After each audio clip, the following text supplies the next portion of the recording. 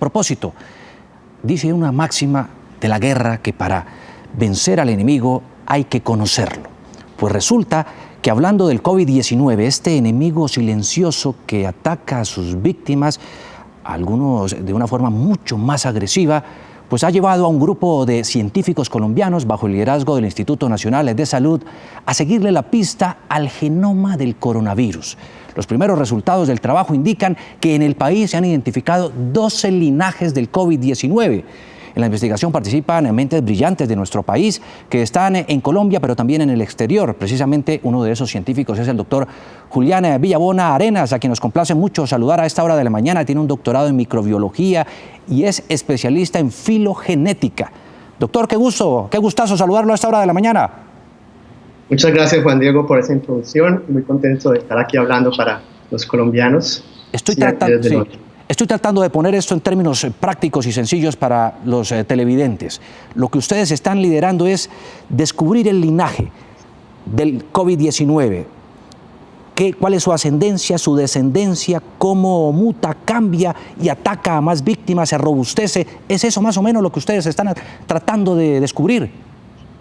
Sí. Entonces, mira, Juan, primero, este estudio ratifica el esfuerzo increíble que está haciendo el Instituto Nacional de Salud para usar tecnología de punta y caracterizar la transmisión del COVID en Colombia. Sí.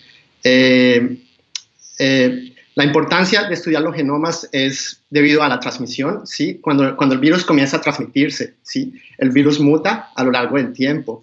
Y las mutaciones que el virus acumula nos permiten, por ejemplo, rastrear cómo el virus se está propagando. Entonces, este estudio que se adelantó utilizando datos genómicos fue para ratificar también la importancia de este tipo de estudios y evaluar, por ejemplo, si podemos aplicar esta tecnología para, por ejemplo, entender en mejor detalle cómo el virus se propaga en Colombia. Cómo se propaga a nivel hospitalar, cómo se propaga a nivel de aeropuertos y cómo se propaga en la comunidad. Esta es la información que estamos intentando generar usando estos análisis genéticos. Doctor Villanova, con estos resultados hasta ahora de estos 12 linajes, ¿a qué conclusión se puede llegar? ¿Por qué es importante identificar esos 12 linajes? Mira, estos 12 linajes muestran que la epidemia de Colombia está fuertemente entrelazada con la epidemia global, ¿sí? Entonces, el hecho de que hayan múltiples linajes confirma el hecho de que han habido múltiples introducciones y por tanto la diversidad del COVID en Colombia es bastante significativa. Hasta el momento no existen estudios que muestren, por ejemplo, una asociación importante entre un linaje y un cuadro clínico en particular, pero esto puede ocurrir eventualmente y por tanto la vigilancia a nivel genómico es muy importante en este sentido, porque nos va a permitir, por ejemplo, mejor estructurar la respuesta de control y a nivel clínico también mejor estructurar el cuidado a nivel hospitalar.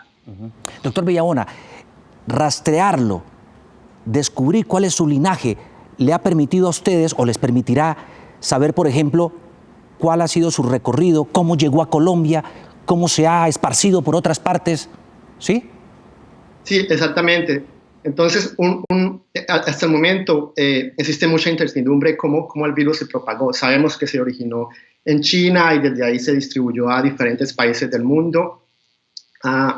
Muchos países se han comprometido a generar información genética del COVID en cada una de estas localidades.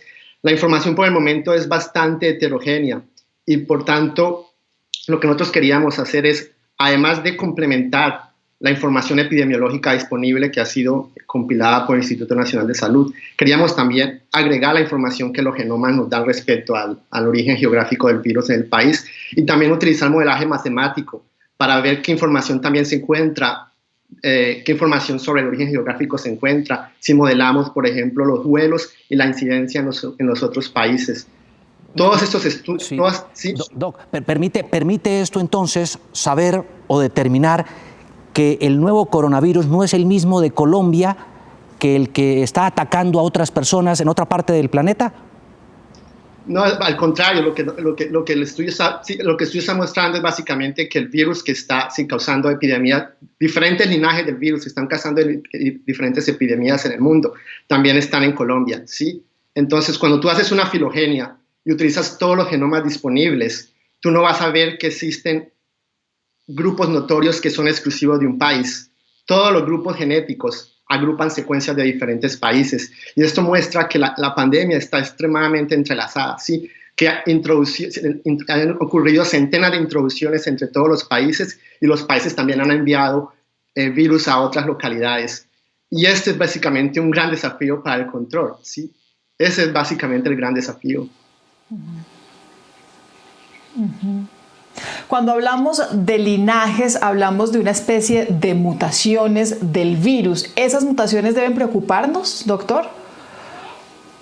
Por el momento no, los virus mutan de forma natural y ellos mutan mucho, ¿sí? Entonces, por eso, después de que han ocurrido algunas generaciones en una cadena de transmisión, es normal que aparezcan mutaciones y estas mutaciones se propaguen a los virus que aparecen eventualmente.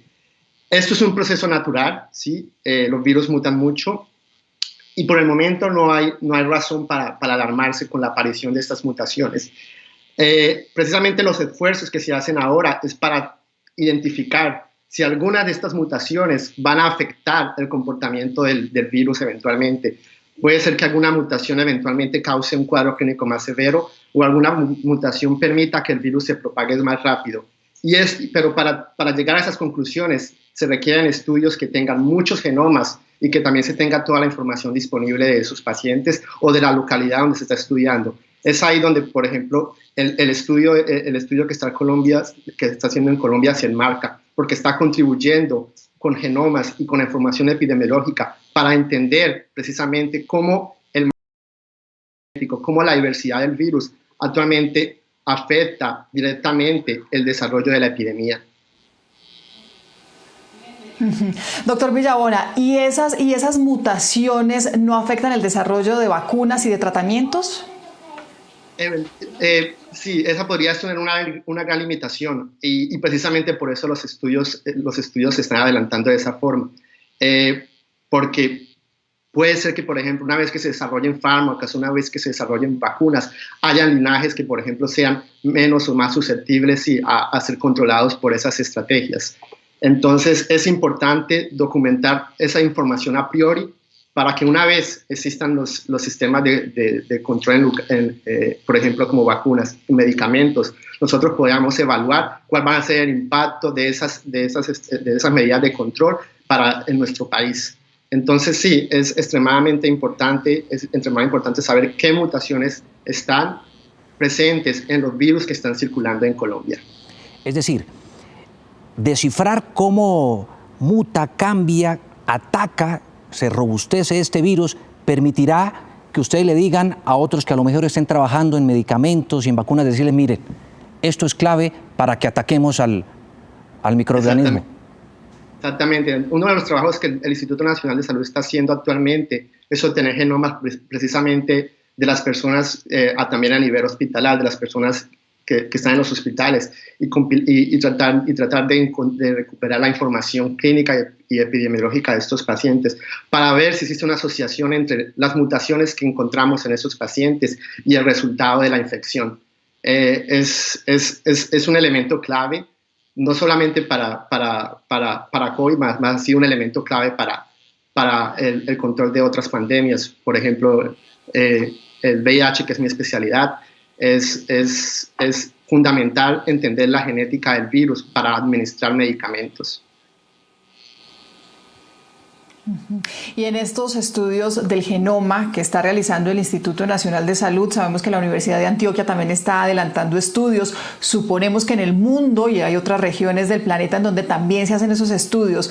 ¿Cómo se articulan y cómo funcionan esos estudios de distintas regiones para tener resultados unificados frente al virus?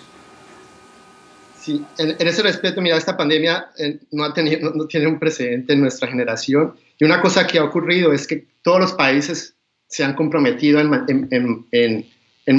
hacer los datos muy transparentes. Entonces, todos los genomas que se generan generalmente van a una plataforma online que es accesible al público. Y en esta plataforma online se pueden estudiar, por ejemplo, el mapa genético de todos los genomas que están disponibles, que ya van más de 30.000 en el mundo. Entonces, es de esa manera que investigadores de otras localidades pueden ir allí, ¿sí? Y pueden recuperar tanto la información genética como la información epidemiológica. El Instituto Nacional de Salud ha sido muy transparente en ese sentido. Los datos siempre se encuentran disponibles en el sitio web. No es una cosa que esté disponible para muchos otros países, pero yo creo que en ese respecto Colombia ha jugado bastante bien. Doctor Sí. Villabona, para ir cerrando, dos preguntas en una relacionadas con lo que ustedes hacen. Primero, ¿cuándo tendremos los resultados de esa investigación que ustedes están adelantando con todos estos colombianos y científicos? ¿Y qué nos hace ser tan optimistas cuando, por ejemplo, se está buscando la vacuna contra el VIH desde hace más de 30 años y no la hemos descubierto? Sí, entonces, repíteme la primera pregunta, lo siento. Sí. ¿Cuándo vamos a tener como los resultados de la investigación de ustedes? Y lo segundo es, ¿qué nos hace ser tan optimistas si, por ejemplo, contra el VIH, el SIDA, no hemos descubierto después de más de 30 años la vacuna? Sí, entonces mira, la primera pregunta, el trabajo se encuentra ya en el dominio público, cualquier persona puede tener acceso y leer los resultados completos.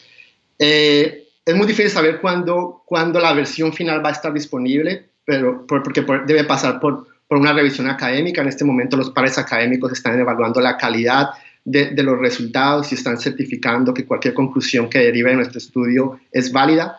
Y sí, entonces esto puede llevar un par de meses.